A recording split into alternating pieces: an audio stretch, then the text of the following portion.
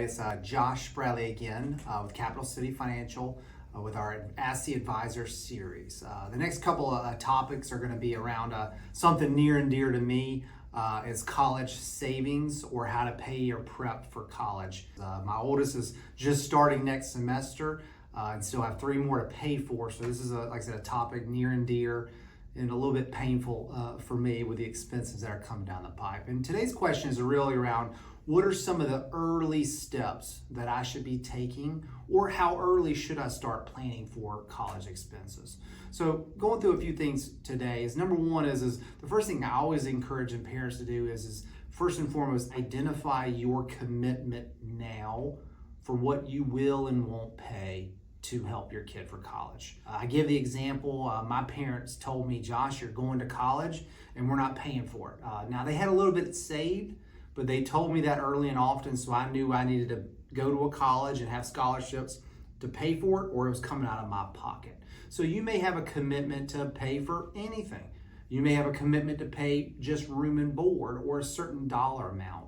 The key is go ahead and identify what that commitment is now, and then you should be communicating this to your kids so they know what to expect, and also give them some encouragement maybe to accomplish their grades and do well in high school or middle school, and or look for scholarships to make up the difference if they have lofty dreams. The second is obviously the earlier the better. The sooner you can get money going into a savings account, the more that just compound inflation is going to work for you. So as early as possible, and especially early on when they're newly born or in their first few years, just starting a habit of consistently investing, putting aside maybe a small monthly amount, may be more important than putting in big lump sums down the road. So earlier and often and systematically so that you don't have to think about it. The third thing is I encourage people to enlist help. Not all of us are fortunate to have a lot of family and friends that give gifts to your kids, but in our household, our kids would accumulate a lot of junk during birthdays and Christmas. This is where you can notify your friends and family that says, hey, maybe instead of buying them a bunch of stuff that they're going to outgrow pretty quickly, maybe put some of that money towards college savings to help fund these goals as well. So friends and family would love to assist with it. Catch them early instead of buying a bunch of junk that they don't need.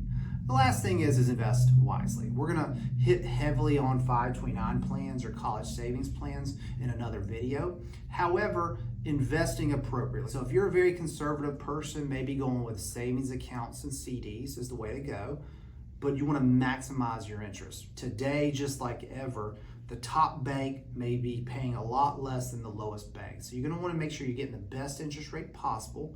Why? Because you want the most returns as possible so that you have to commit less. And especially if you're starting early, the difference between, let's say, a 4% and 5% money market or CD can be thousands of dollars by the time you get to college.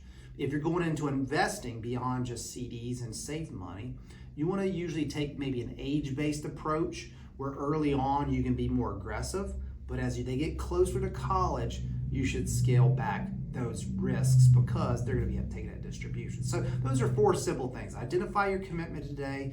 Start as early as you can. Be systematic with it.